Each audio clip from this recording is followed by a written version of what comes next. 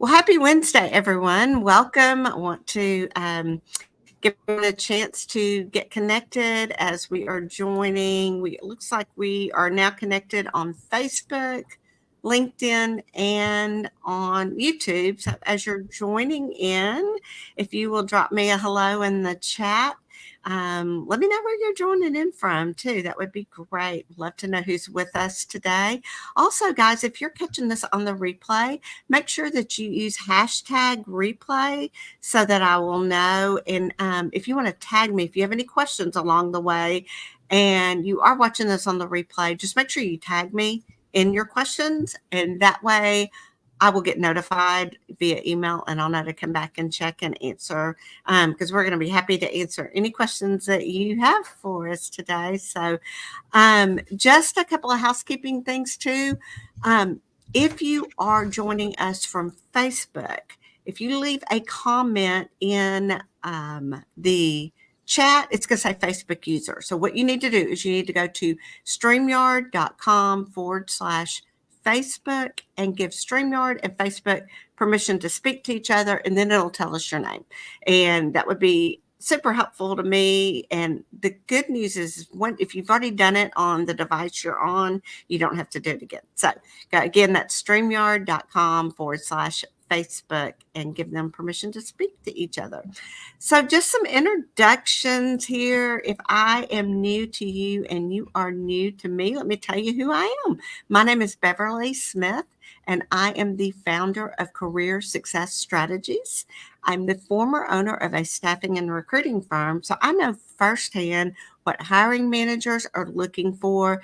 And I use that knowledge now to help senior and mid and senior level professionals to build their resumes, to develop their job search strategies so that they can land the career of their dreams.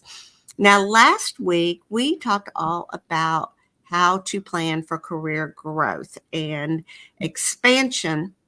And I gave you 4 strategies that you can implement as you work towards planning and developing your career. So if you missed that, you are more than welcome to go back over to my YouTube channel, which is at Beverly Smith Resumes, and check out that episode. It was really good, a lot of good tips. But this week, I'm really excited because I kind of teased this a little bit last week.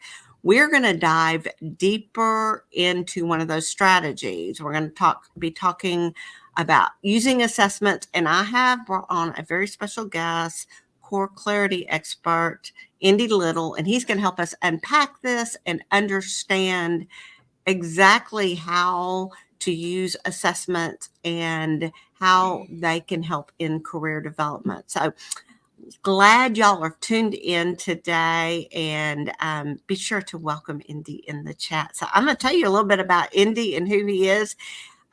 He's actually Paul Little, but he's better known to his friends and colleagues and clients as Indy, and he is the founder of an organization called Resonate Today.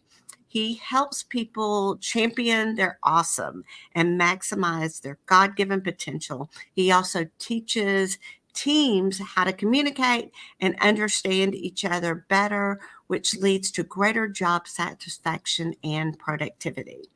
Indy is trained and certified as a presenter and coach for core clarity assessments, as well as a certified consultant for EQI 2.0. I hope I got that right.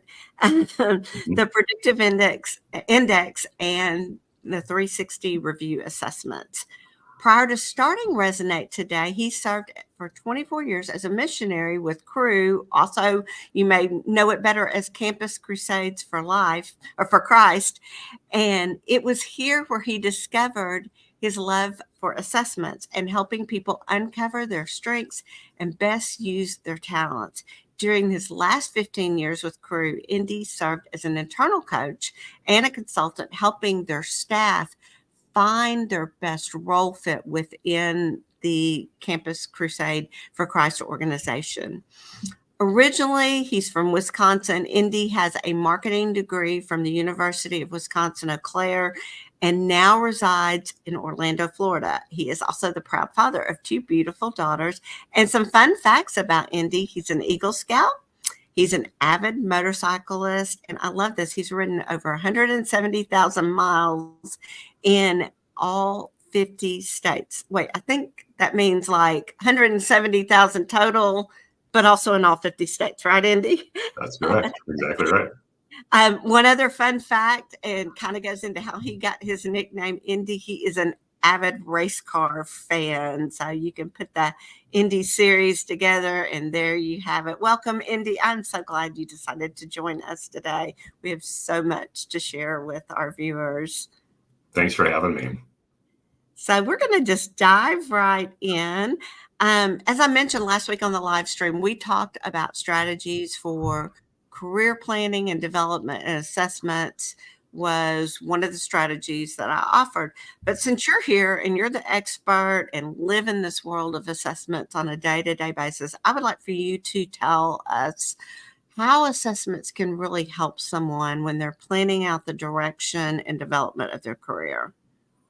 Yeah, for sure. By being able to qualify and quantify what your best contributions are as a person, you can really take command of the narrative of your best self. So once you know what that is, you use it like a roadmap with a compass to go in the direction of the employment where you can bring that great value to whatever that role is or the organization that you're applying to. Yeah, definitely. That's definitely, it's going to be so helpful. Talk to us a little bit about the difference between, say, a strength assessment and a personality assessment. Yeah, it's a really good question. It comes up a lot. Each assessment really has its own purpose and gives clarity to the aspects that assessment is measuring. So you just want to understand what each one is measuring and what the purpose of it is. A personality assessment does more to measure kind of a general area of preference or motivation. So think of them as more like a zip code. They give you a large space in which you're likely to be comfortable. Whereas a strength assessment is going to be used to highlight what the most awesome things are about you. Those hardwired aspects that you bring to the table day in and day out, for instance. Think of these more like what's inside that zip code that you own, that are yours. Your house, your car, your favorite place to shop. And even inside those spaces, like what your favorite piece of furniture is to sit on, what the way you like to drive your car, or your favorite department within the store that you like to go to. If that makes sense. That's a neat analogy, and I really like that. And I do think it's something we had talked about a little bit offline too, is on the strength assessments, those are yours. I mean, they're kind of always going to be the same, and they're not going to change, right? Right, exactly. Very good. Yeah, that's really helpful. Tell me, I know we alluded to this a little bit in your bio, but how really did you get into assessments in particularly tell me about core clarity and what is that all about? Sure. So how I got there, I went through a workshop that a gentleman who was trained with StrengthsFinders. It was called StrengthsFinders at that time. It was later renamed to Clifton Strengths in honor of Don Clifton, who invented it. That guy was able to talk about things about me. It was like he was able to see right into me and know how I was wired. He was sharing things like Indy's really good in his depth of thought, and his depth of thought is well enough that I would call it half-baked ideas are probably still really offerable to the rest of the team, because the rest of the team doesn't think the way he does. They don't have the same wiring that he does. And so, Indy, you're going to want to offer those things even when you think they're half-baked, because they're going to be really helpful to the rest of the team and insightful. And your manager's probably going to want to call on you because you're hesitant to share those things. Those are just a couple of examples that I was like, how did he read me so well by just looking at 5 words on a page in black and white? So I was baffled. I didn't understand how he did that. And that stoked a fire for my eyes to be open to understand how could I do that someday? He was like a Yoda with me, and he just seemed to understand me intuitively, but I didn't understand myself intuitively. So I wanted to learn how I could kind of be my own Yoda, if I could put it that way. And when I found Core Clarity several years later, I went, this is it. This is how I know how to be my own Yoda. This explains how my talents fit together. how they work, and it puts it in not just in color, but in writing that I can take and use and build these talents into strengths. Wow. Well, that is so amazing too, when you feel like you're so heard, and I can see how that would be very intriguing. I would like to know a little bit, what does Core Clarity do? What can it do for me that I can't get from any other type of assessment? Yep. It's super helpful to understand, right, what the assessment is designed to do. And Core Clarity is so powerful because it helps you understand that hardwired awesome that doesn't change over time. That's the original basis with which Don Clifton did his work. And it's a very robust tool that you can use more and more to unlock as you grow in your talent journey. I keep using the words talent and strength.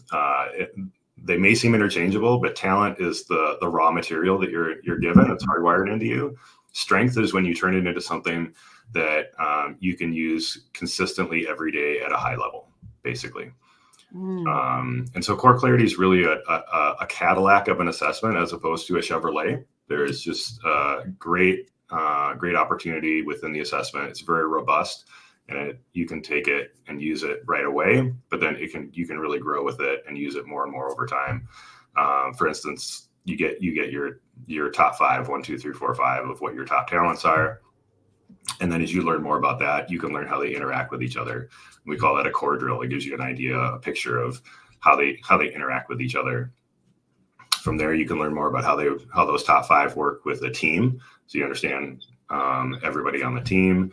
And then you can go further and do leadership insights and learn how to lead with strengths.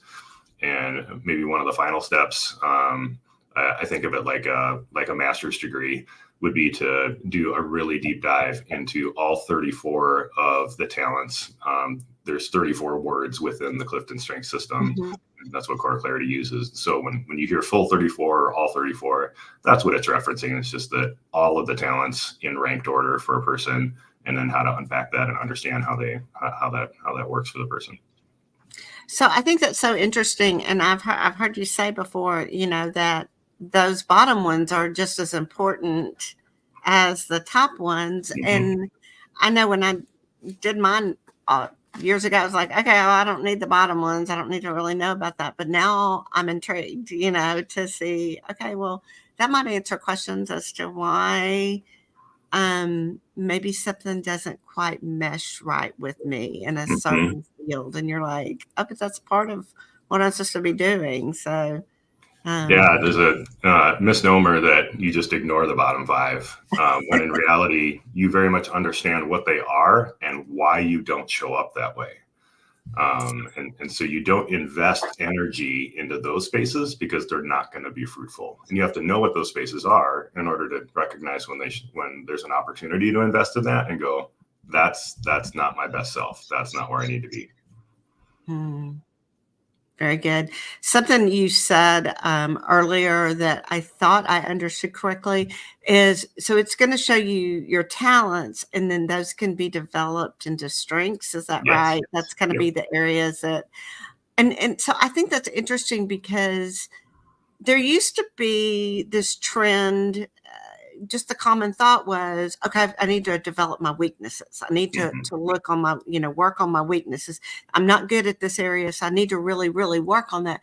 We're really and truly, and for me, having been in the employment world for as long as I've been, if you can get someone that's really strong in something and then help them develop that even further, it's a better use of your time and energy. Would you agree with that assessment? 125%. Absolutely. The deficient based model, you'll spend tons of time and energy. Think about it like a report card.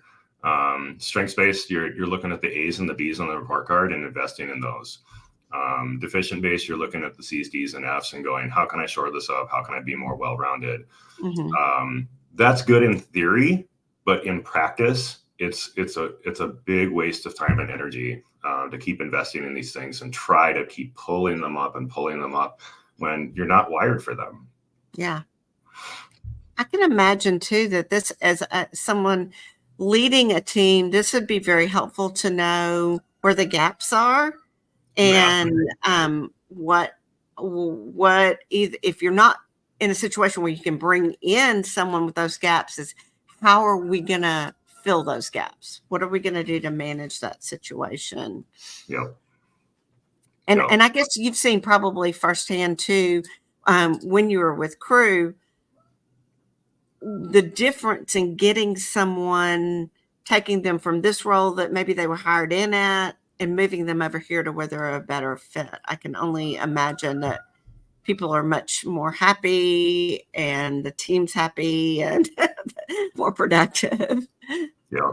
So, Especially in an environment where you come into an organization for the mission and you're not necessarily hired to a role. I know that's going to be very counterintuitive to the corporate world, but in the nonprofit and especially in faith-based sectors, a lot of people come in because of the overall mission that they really believe in, and they don't necessarily get hired to a role. And so later on, it's super critical to understand what your best self is and what you bring to the table, so that you can make those lateral moves or even move up or down in order to find the space where you can bring your maximum contribution to the table every day.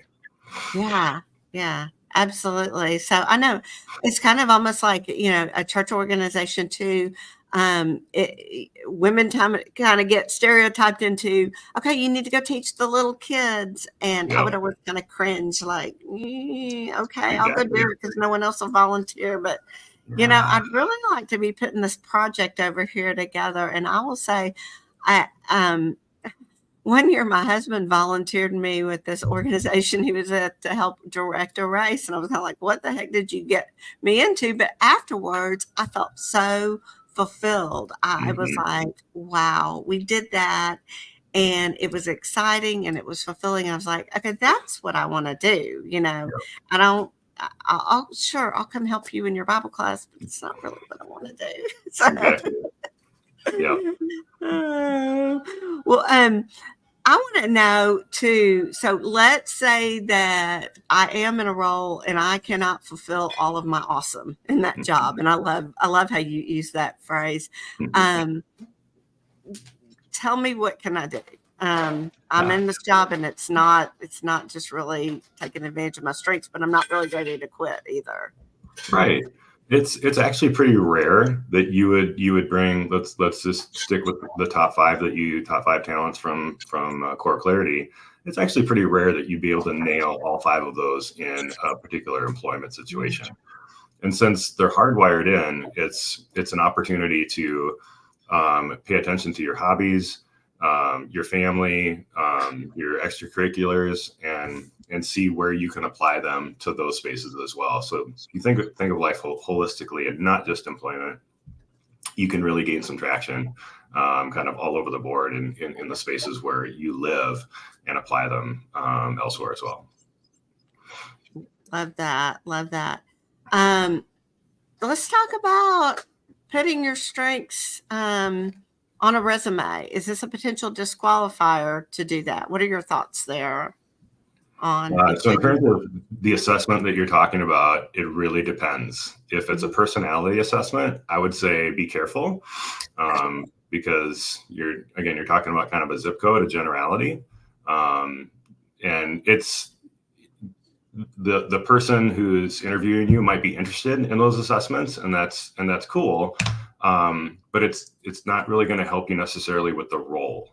And what your best self is day in and day out. So if it's a strength-based assessment, Clifton Strengths, Core Clarity, etc., those things you do want to highlight, because when you get to do those things day in and day out, they give you life. Like you really come alive, and those are very specific. And it's the spaces within the zip code that you really come alive with. So I would definitely highlight those things on a resume because they make you stand out and present your unique contribution.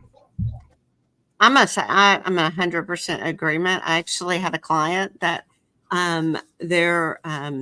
her previous employer, they had all been through the Clifton Strengths Finder assessments, and we put hers straight on the resume.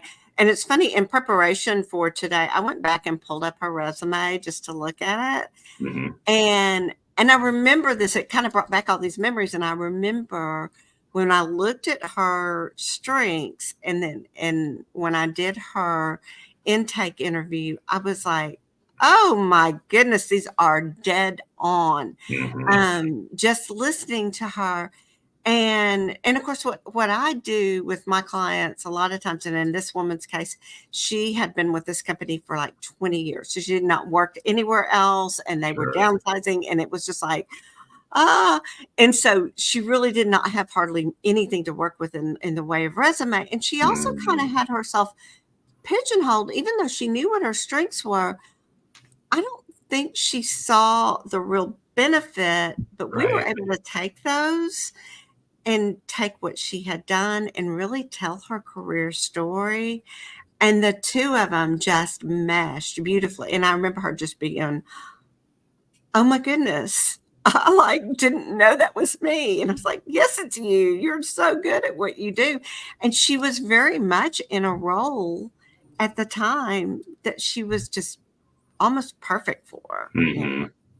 And And she's not alone. So many people don't understand their brilliance because they wake up with it and go to sleep with it every day. They just don't understand because that's all they know. And so when you get some perspective and understand what your talents are and how you can turn them into strengths, you've probably been doing that already throughout your life because you're hardwired for them and you're just investing in them naturally because you naturally gravitate towards things that would honor those things and help them come to life. So it can take some outside perspective to go, do you know how awesome you are at that? Because most people aren't. And then you can highlight it, right? yes, absolutely. I'll say too, I think in her case, she was given a lot of flexibility to develop the team that she worked with, and she was given just kind of a lot of autonomy there and not Mhm. micromanaged too. So she was able to use, and I don't have them written down, so I can't tell you. The only one that I remember was her top one was relationship builder, and I was like, yeah, that's Mhm. her. But she Mhm. was able to use the rest of them. She had this gift for understanding technology, Wow. and she would take, as the new technology came into this company, it was a cellular company, and as they would get a new phone, for example, she would take it and play with it, and then kind of come back and almost like have an SOP. This is how you do Mhm. it, and this is how we Yep. do it, and just develop these things. And so I really think that was really um, very valuable for her to understand that that's actually an ability that not everybody has, Exactly. and was really neat for her, unique for her. Mhm. And Yep. so I think, too, when you do know what they are as well, um, being able to maybe come back to your employer and say, hey, I've done this. Mhm. Here are here's some areas I'd like to be more involved with. So I think as far as like the career development, it might maybe you've kind of always had this inkling like, hey, I'd like to go try this particular thing, Mhm. but you've never really thought to ask, like, I'm not real sure I'm going to be good at that. And now here's confirmation, right? Yep. Yeah. Yep. Yep. Um, so um, you have a PDF that you sent over to me, and Mhm. would love to you to share with the audience what that is, and then we can um, um, tell them how that they can get that. So if you want to elaborate a little bit on that as well. Yeah, it's a really simple one page but profound PDF. It's called a gain or drain exercise, and you simply have two columns, and you write down in the spaces where you gain, where you get life, where life is kind of breathed into you, the things that you do that when you're doing them, you forget track of time. You're like, I'm so enjoying this. I'm not looking at the clock. I'm not looking at my phone. As long as you don't get distracted by it and get things you just get the things that you just love to do with naturally. And then the drains. What are those spaces where I just struggle every time I hit one of these? I never seem to really get into this. It's very difficult. And it helps you kind of categorize those two spaces in a simple, but again, profound way. Very good. And if people want to get that, can they just email you Yeah. and request that? Okay, I'm going to Yep. drop your email in here in the chat. There we go. Sure. Yeah, I love that because and it's something that I've kind of done something similar with my clients where it's like, really focus and really think about those things that give you joy, that zone of genius. And I love Mhm. that phrase from Gay Hendricks' book, The Yeah. Big Leap. I think it's just a perfect way. And when I think about this, the core clarity that you talk about, it really is putting someone in their zone of genius. Yep. Um, but I've since started telling my people too to journal on the things that you don't want to do. What kind of Right. just like, gives you that pit in the stomach where you're like, yeah, I really don't want to do that again. Yep. Um, and something too, I would add for our audience as well. If you've got skills on your LinkedIn profile and they are those particular things that you don't want to do anymore. So, for example, like yesterday, I met with a friend of mine that is a former recruiter, and she's doing something a little bit different now, and she's in the process of looking for a new position. But we talked a lot about what she wants to do and what she doesn't. And I said, go get all that recruiting stuff off. I mean, don't act like it didn't happen, but remove those skills because on Mhm. LinkedIn they're going to search for those skills. So Yep. if it's something that, yeah, back in my long ago, I was a bank teller, and I finally told the staffing service that kept sending me out there, I was like, don't send me back. I don't Hmm. want to do that job. Yep. Yep. Yeah. And so that just that understanding and knowing, it's okay that if you don't want to do it, there's other people that are probably much better at it than you are. So Yep. Yep. And um even in taking those roles, especially if it's internal to a company, and they're like, hey, can someone volunteer to do X? Like, you can do it. It's not really life giving to you, but if you take it, you might actually be denying someone else an opportunity to show their brilliance. I love that. I heard somebody else say something very similar to that on some training I was watching, and it's like, you just don't feel like it's all on you to do it. Allow someone else to step up. Correct. Kind of like Yeah. the teaching thing at church, let, Hmm. let someone else step up and do that because Yeah. there's someone who needs to do that and maybe needs the encouragement Right. and, you Right. know, keep asking. I mean, surely fill in if you need to, if you really felt Yeah. strongly called, Yeah. but Exactly. yeah, I love that. What else can you share with us? Anything else you'd like to add, Indy? Um, something that's been really profound for a lot of people lately, yeah, especially as we see workforce demographics changing, is understanding that age is not a barrier, and the actual data shows that our maximum point of contribution in the workforce is in our 60s. And Oh, that's really surprising to a lot of people, but the data backs it. And the reason is because your wealth of experience intersects with your body. Like, your body's still with you, if I could put it mhm. that way. And your wealth of experience is under your belt, and you bring that to the table. Yeah. Your next most productive space is in your 70s, because you kind of fit that sage space where you can basically dispense wisdom in a way that a lot of people can't, because they don't have that wealth of experience. You don't want to Yeah. like throw it up on people, but you want to add it where it's relevant. And then your third most productive is your 50s. So Hmm. age should not be the barrier. Take your wealth of experience and give it to the spaces that need it, where you want to apply it.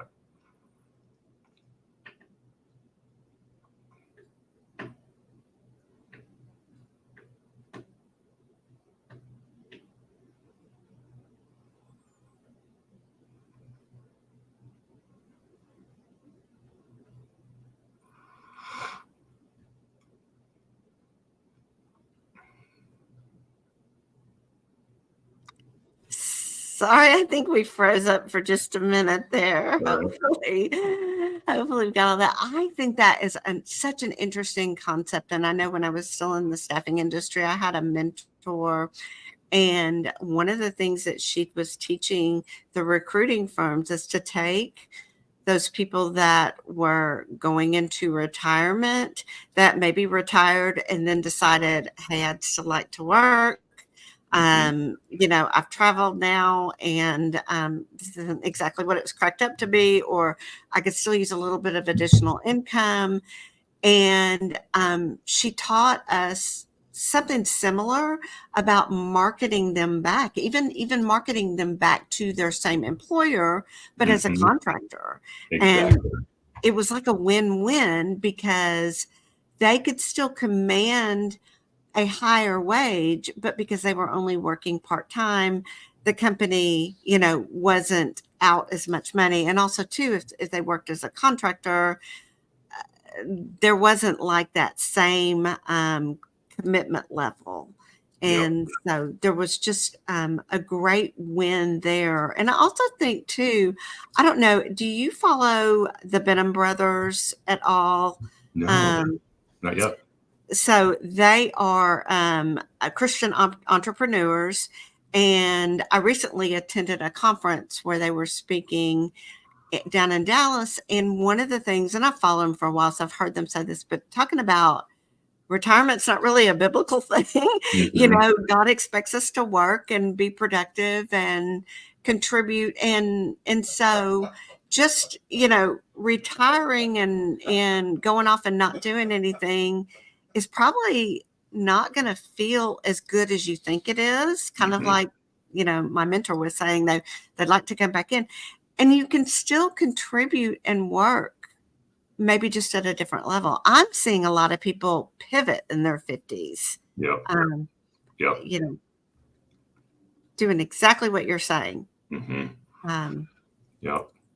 So I think that's really an interesting thing. And I feel like more companies, yes, ageism is definitely a thing right now and still is, but I feel like more companies are going to be more open to it because of our population, and we don't have as large of a workforce anymore. Even Gen X is starting into their 60s here pretty soon. Right. And so, it's just one of those things where you're like, oh, and I could say as a Gen Xer myself, I had one child, you only have two. And I don't know what size family you came from, but there was, so, people just don't have as big of families as they used to as well. That's right. Yeah. Well, this has been so helpful. Where can people follow you and find you and learn more about you and what your work? Yeah, the main space would be LinkedIn, where my handle is ND Paul Little. You can connect with me personally as well on Facebook, but professionally on LinkedIn. Okay. Very good. Love it. And I'm so grateful that you are here. Y'all, we have just covered a lot of information today. Would love to know. I don't see any comments in the chat, but I would love to know what your biggest takeaway is. And again, if you're watching this on the replay, use hashtag replay. Let us know what your biggest takeaway is. If you have additional questions, if you are interested in assessments, Indy's email address is in the chat. So grab that, reach out to him on LinkedIn. And definitely, if you want the PDF he talked about, reach out to him and he will shoot that over to you as well. And just as a reminder, guys, I do work with mid and senior level professionals. So if you are ready to begin your job search and you not sure what your next step is, go see Indy. But after you do that, come back over to me and let me help you with a professionally written resume and help you get started in your job search. And so next week, just a little teaser, have a friend joining us. We're going to be talking about imposter syndrome, which I think is a great segue from doing the assessments, because I think you can look at your assessments and see what your strengths are. And then you can work with my next guest to help overcome that. I'm not good enough to do that. And really address what your strengths are and build on them. So make sure you come back and join us next week. We'll be here at 1:30 Eastern, 12:30 Central Standard Time. And I will see you next week in my next video. Bye, y'all.